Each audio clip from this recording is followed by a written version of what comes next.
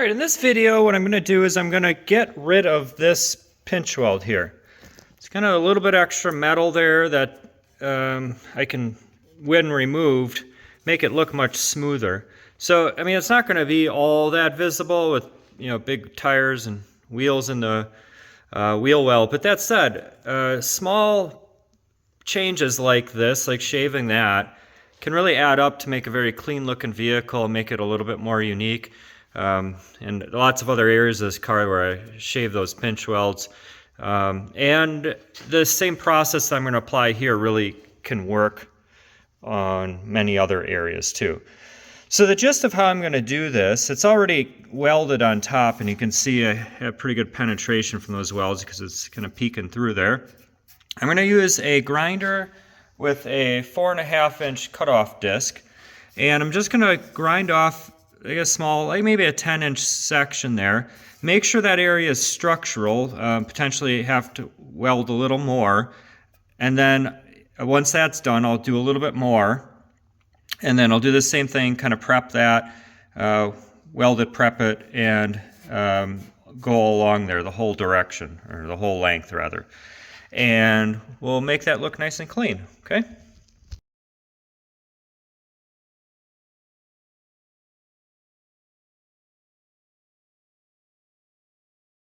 Alright, so I got my first section removed, and one little pointer I'll show. As I was grinding, notice I wasn't sinking the grinding blade all the way in and then moving along. I was going along the surface and kind of moving back and forth and slowly cutting. That will help preserve your blades, minimizing heat, etc.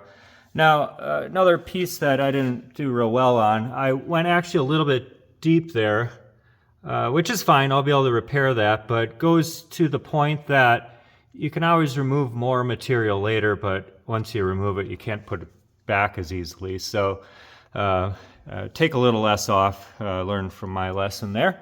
All right, but I'm going to add a couple spot welds here just to make sure I got structure there before removing any more.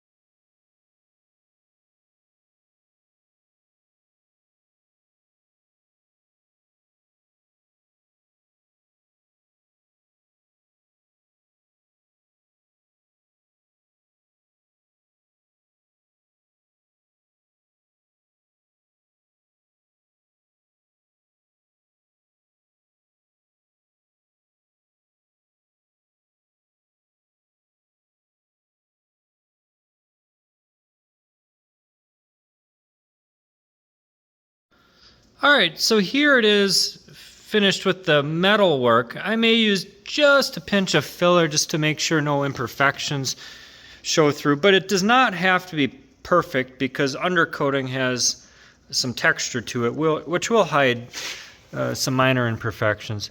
But you can see it has a much cleaner look than the contrasted surface there with the pinch weld still in place on the other side.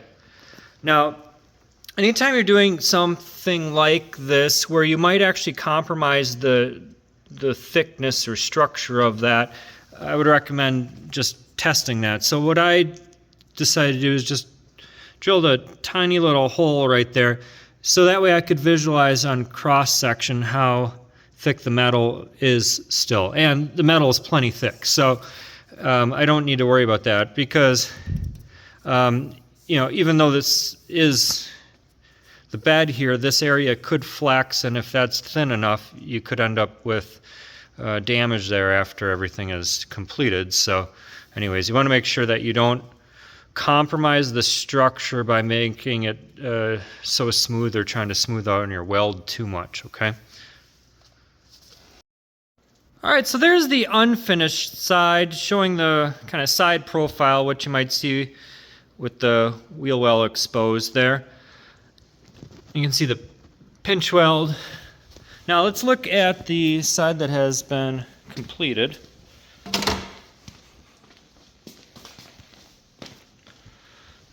And you can see in what I would say is a much cleaner look there. Now, there's additional work to be done.